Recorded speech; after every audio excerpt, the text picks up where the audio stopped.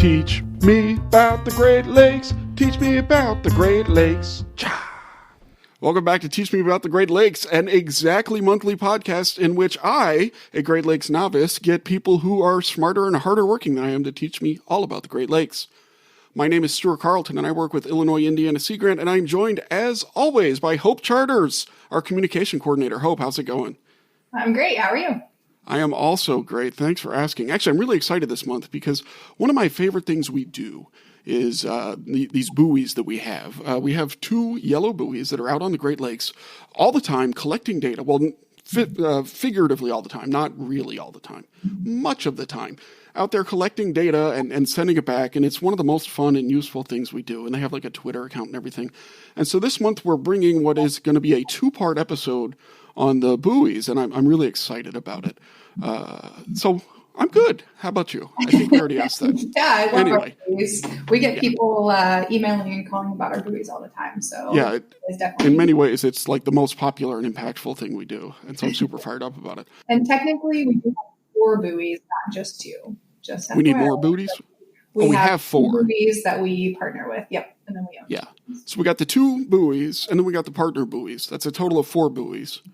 But there are more buoys than just those 4 buoys. Which brings us to today's guest. We're going to talk with Kelly Page, who is the CEO of the Great Lakes Observing System, or GLOS as we know it. And I'm really excited to talk to Kelly. So let's just go ahead and bring her on right after the interstitial music.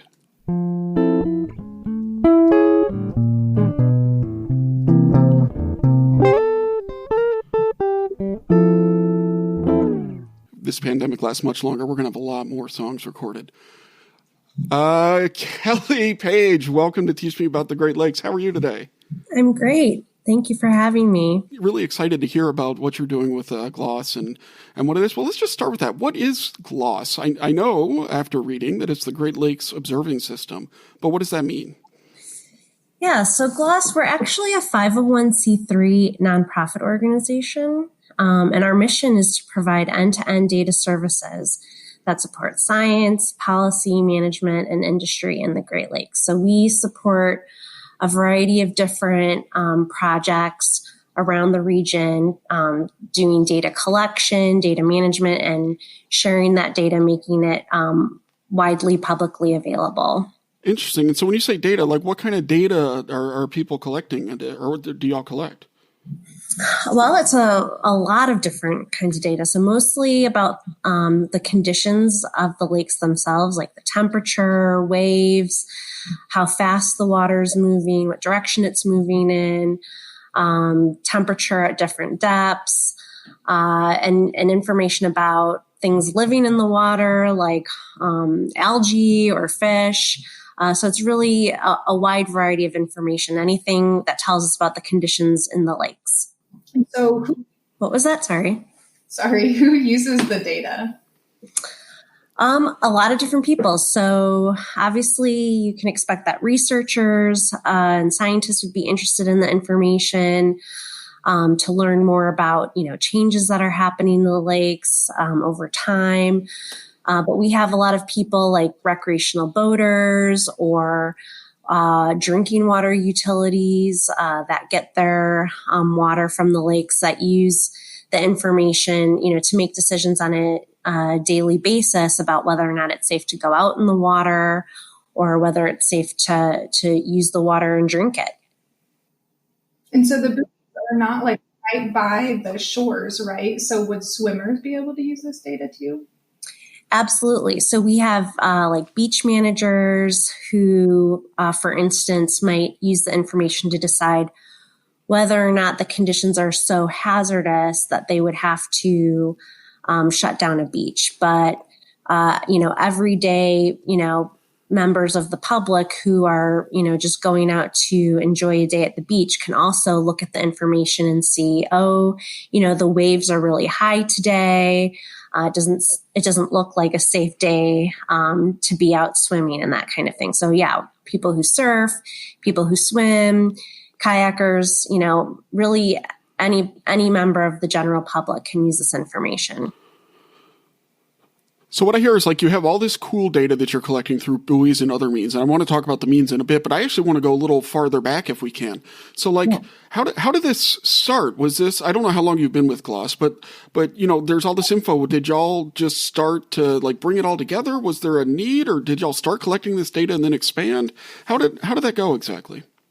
Sure. So actually, we're one of 11 regions of a federal program that's managed through NOAA, the National Oceanic and Atmospheric Administration. The federal program is called the IOOS program, or the Integrated Ocean Observing System. And essentially around 2007-8 time period, the federal government was kind of taking stock of all the different federal agencies that were doing monitoring in the oceans, coasts, and Great Lakes. There's a lot of federal agencies that have jurisdiction and responsibility for, doing monitoring. NASA, has satellite imagery that they're collecting. USGS tracks fisheries and has stream gauges. NOAA obviously does a lot of monitoring in the oceans. EPA obviously has a lot of water quality and regulatory needs for their data collection. And the notion was, shouldn't all of these federal agencies be coordinated in the different monitoring that they're doing? To make sure that, they're sort of avoiding duplication, but also leveraging their activities the best way possible and sharing the data that they're collecting with one another so that we can, get the best use out of it. And so our role as a regional node of this federal program is to take all of that partnership and coordination that's happening at the federal level and leverage all the activities that are happening in our region. So if you think about it, we have a ton of universities in the Great Lakes region, state and local government agencies that are also doing their own monitoring.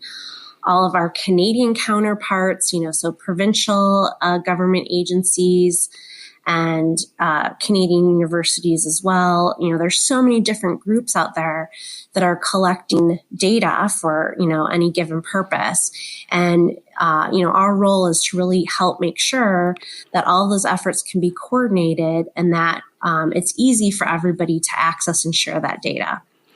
Oh, I see. So all the data that you have are not necessarily things that you're collecting. You don't own like 100 buoys.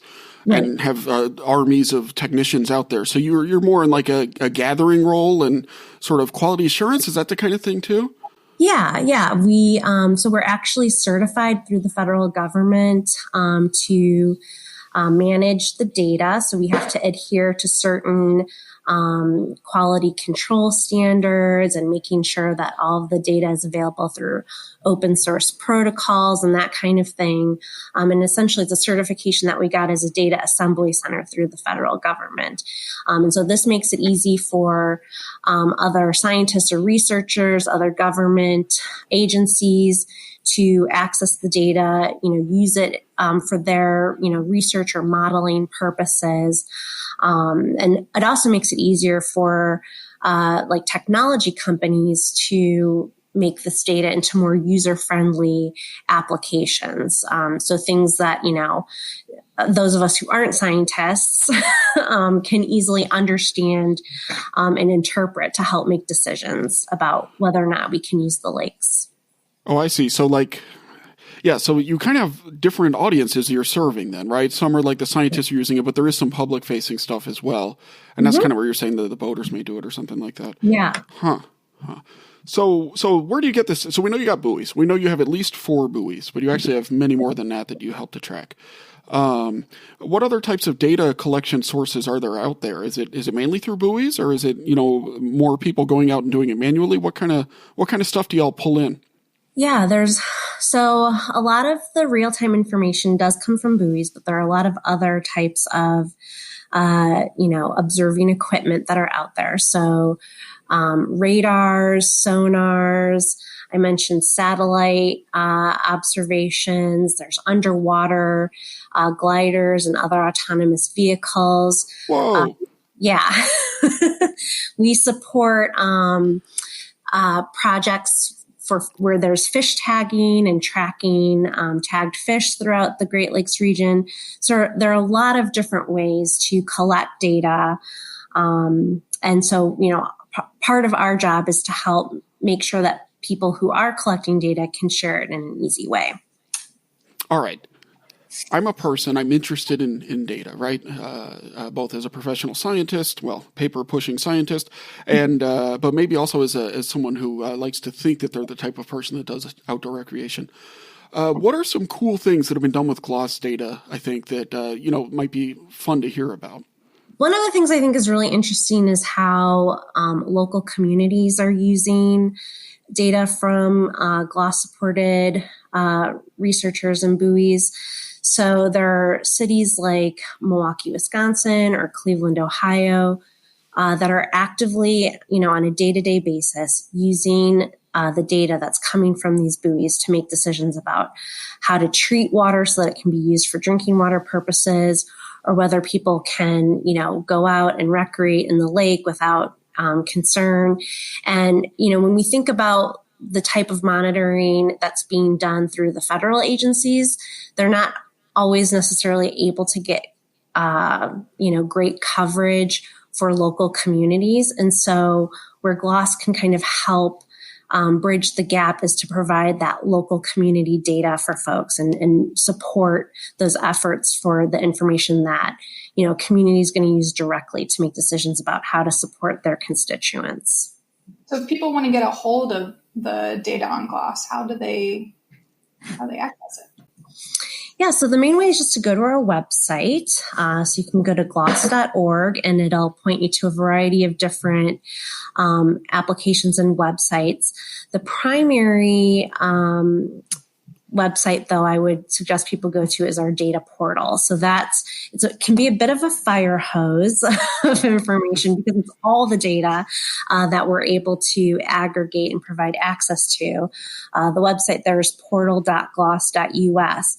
But the portal gives you, I think, the best sense of all the different kinds of data that are out there: models, satellite imagery, real-time stations along the shoreline or buoys that are out in the water. Look at all this stuff. I'm there now. This is great. Yeah. And so if you can see, like, all those little blue dots that are there are the shoreline stations. Right now, there aren't a lot of buoys in the water because we have to take buoys out, in anticipation of the winter and possible, ice issues that will happen when the lakes freeze over. And so folks usually don't redeploy the buoys until the spring. So usually April, May time period is probably as early as most people will be getting the buoys out. I'm not sure actually this year if folks are going to be able to get their buoys out that early, given we're in discussions about that now, and it's been a challenge with the pandemic. I don't know what the current plan is other than sometime. Yeah.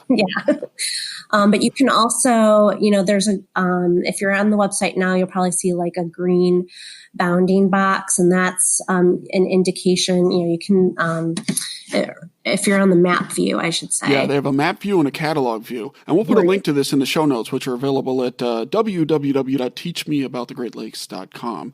Or if you're listening to this on like your phone, just look down at your podcast player and you can click on the link from there. Yeah. And so you can, if you're on the map view, you can kind of see a sense of what types of data are out there, and then do a more in-depth search on the left side in the legend area for, other data that might be of interest to you. And so a lot of times people like to look at data in a particular geographic area where they're from, or maybe they have a particular type of data that they're interested in, like temperature or waves. And those are good ways to search through the holdings of data that we have and find what you're looking for. Oh, yeah. For example, if you search for Illinois, you can then go straight to the Illinois Indiana Sea Grant buoy, one of the buoys that we have up there. Oh, that's great. Well, I do encourage everybody to check this out. It seems like a really neat place to dig around and find some different stuff. That is cool. But I'm going to close it now because otherwise I will spend the rest of this interview playing with that instead of, right. So earlier you were saying buoys provide things like wind and wave data and temperatures and stuff. But if you look at the bigger picture, like what have we learned about the Great Lakes from actually being able to aggregate all this data and look at it all together rather than individually? Yeah, that's a great question. I actually think that I'm not sure that I have a good direct answer to that. But what's been really interesting to me to see over time since I've been at GLOS is how greater access to all of these different diverse pieces of information have actually created a bigger demand from, just a variety of different stakeholders for being able to access this information easier, and even has created more complex questions, I think, that people are looking to answer. So it's almost more that this has revealed that there's so much more potential out there. And people are, I think, a little bit more interested in figuring out how to realize the full potential of that. So here's an example that I'll give. When I first started at GLOS, which was around 2009, we were doing some focus groups with recreational boaters in upstate New York. And we were asking them, how do you like to get information about whether or not you're going to take a trip boating that weekend? Where do you look for information, that kind of thing, like learning more about what their information needs were. And at the time, they indicated that they mainly visited, websites and looked up things like what the weather forecast is going to be and that kind of stuff from a desktop computer. They really like to have a forecast, maybe 3 or 4 days out in advance. And ultimately, they would make a decision maybe like on a Thursday or a Friday about whether or not they were going to go out and take the boat out for the weekend, right? And it wasn't, but just like a few years later, that a lot of those assumptions about how people were going to consume and use data changed. So, at the time, they didn't really feel like using or having a mobile-friendly website or a mobile app was going to necessarily be super useful to them because cell service wasn't so great. These are people in upstate New York, so they were near the Canadian border, and there were issues with cell coverage, near the border and that kind of thing. But then just a few years later, everyone is on their phone. We did a survey recently and found out that around 78% of our website visitors self-identify as recreational boaters, and they overwhelmingly access the data on our mobile-friendly website, glbuoys.org, and they really prefer more real-time information, not so much the forecasts that we had heard about before. So I think that seeing how people's preferences for how they access information change over time has been like one of the most revealing and inspiring things to me working at GLOS, because it really imitates, I think, this shift culturally that we have and wanting on-demand information and making decisions in a more on-demand way. Yeah, I was going to imagine a boater trying to plan 3 days out now because the data is so readily available that they would just get on their phone the morning of and be like, oh, is this a good way to go out? Right, exactly. Yeah, but doing that, it never occurred to me that you're right. What we require now for these sorts of instantaneous decisions is just we need data and we need information. And so the critical role that you play is gathering and combining all that data into something actionable. And that's really cool. And you're right, the way it mirrors the transition in society to a, and you could even get dime store sociological if you wanted to, which I do, and talk about, kids these days or whatever. But that's really interesting. Yes. Yeah. But staying on top of technology is really important, I think. And so I know you have this, is it called the Smarter Great Lakes Initiative? Yeah. Can you tell us a little bit about that and like how you're adapting as more sensors become available and, just as the world changes? Yeah. So, kind of responding to that change in trends that we've seen over time and how people like to consume information, and also these, more wicked problems and wicked challenges where people are just demanding like more, better use of all that big data that's out there. We sort of said to ourselves as an organization, like, geez, shouldn't we be taking better advantage of all these technology advances that are out there to help, improve the way that we learn about the lakes and make decisions about the lakes? And so that's kind of where the inspiration for the Smart Great Lakes Initiative came from. And so part of, in addition to, trying to kind of use all these information technology advances to our advantage and make better information products, we're also really interested in incentivizing people to use more innovative monitoring technologies. So if you think about, the way that like temperature can be crowdsourced from people's, home weather stations. One app that we use a lot as an example is Waze, and how you can get shortcut travel directions based on kind of real-time crowdsourced information about where there are traffic jams and that kind of thing. Couldn't we be taking advantage of some of these other cheaper, easier to use, more commercial off-the-shelf monitoring devices, and using that to like really enrich the information that's available to us. Also, how do we generally transmit the data and make it available, over a website? There's a lot of sort of manual, just older processes for doing that. How can we maybe update some of these devices so that they're transmitting the data directly to the cloud, or even maybe doing some of the data processing on the device itself so that you don't have to, download it, have a researcher, go through all the information and post-process it and then make it available to the public. Where are some of these advances in machine learning or artificial intelligence that we can take advantage of to get us that data faster and more on demand, in the way that people are needing it to help make decisions. And so those are some of the things that we're hoping or some of the projects that we're hoping to fund in the future, and ideas that we're hoping to incentivize moving forward to help, kind of bring the whole region to this smarter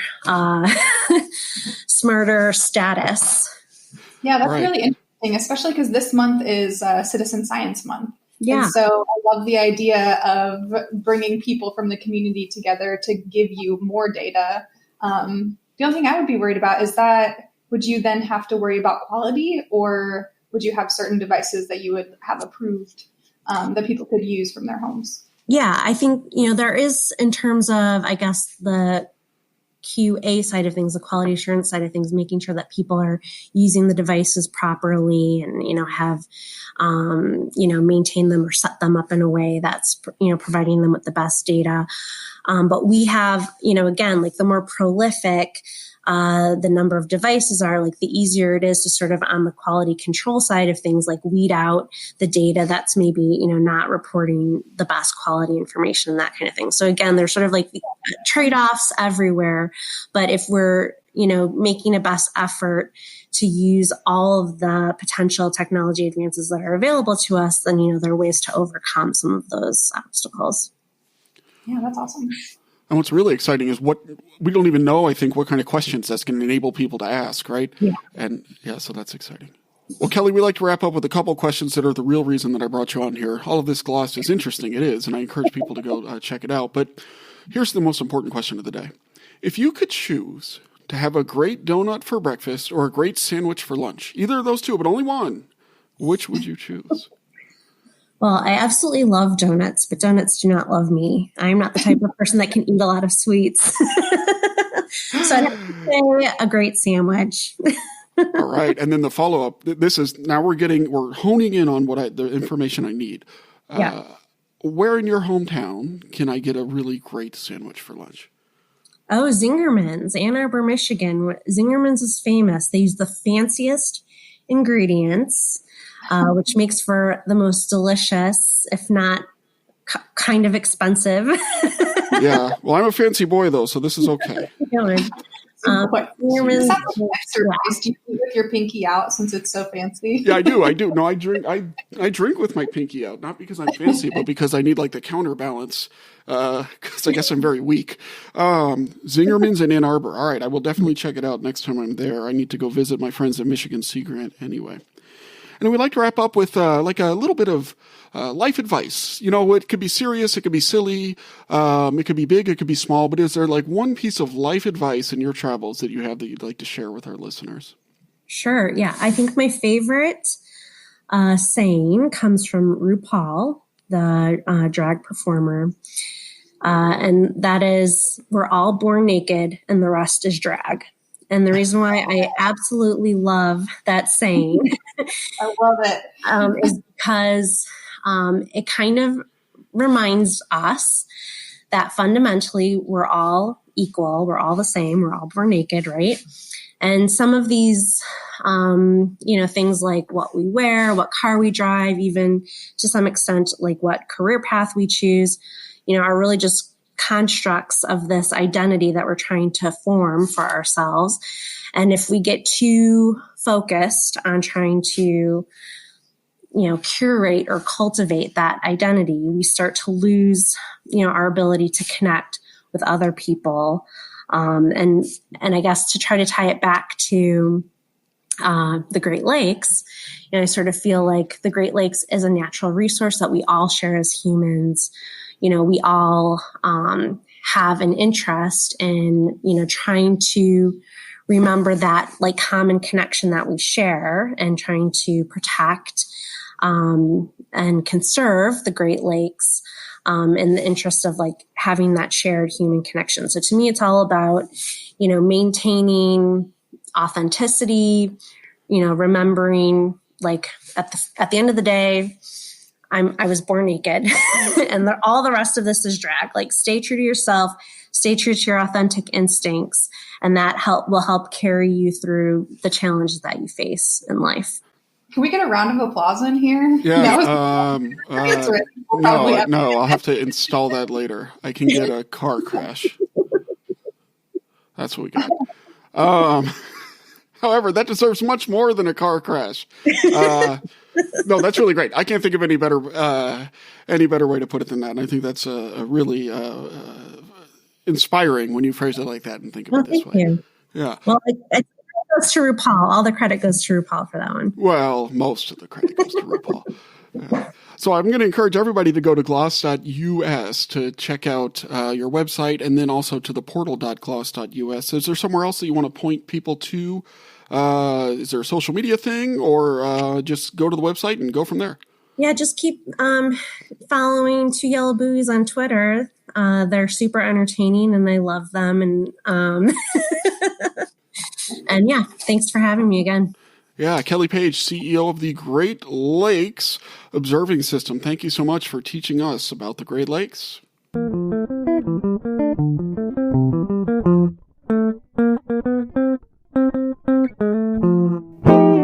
Man, I love talking about the Buoys Hope and all the data and things like that. It's really exciting just to hear all the stuff that people are doing and can do with these really valuable resources. Yeah, and hearing what people are going to be able to do possibly. I know. Sometimes I get like creeped out about all the sensors that are everywhere because, they're all out to get me. Yeah. But it also is going to, it's just to see what it's going to look like in 20 years, Gloss 2000 or whatever they call it. Probably not that. Hear her talking about the difference between just a few years and the technology shift and societal shift, really. That was really cool. I think that was my favorite part of talking to her. I agree, and how it's reflected in ways that I don't necessarily think about. But it's, that sort of connection between when new technology, new data, new information becomes available, it becomes like this sort of feedback loop and changes the way we think about things and what we think about and how we think. And that when new data is available, we feel like we should automatically have access to it, which is really nice that they're giving us that access too. Yeah, I can't imagine. I don't envy them having to take all this stuff and try to make sense of it and make it available, but it's a really valuable resource. And so I do encourage everybody to check out all the info in the show notes.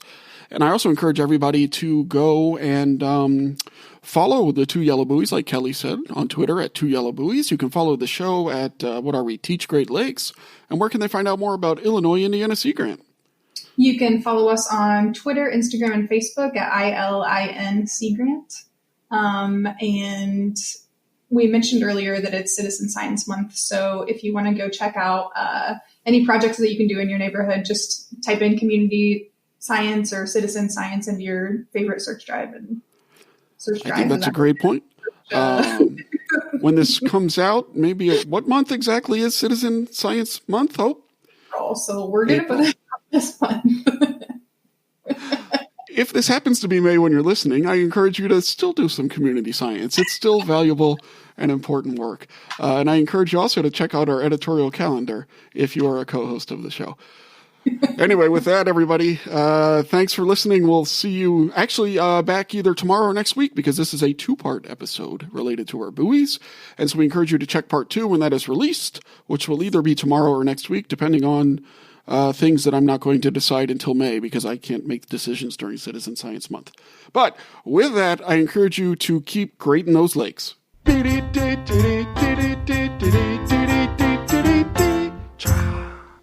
Don't you remember with the computer voice?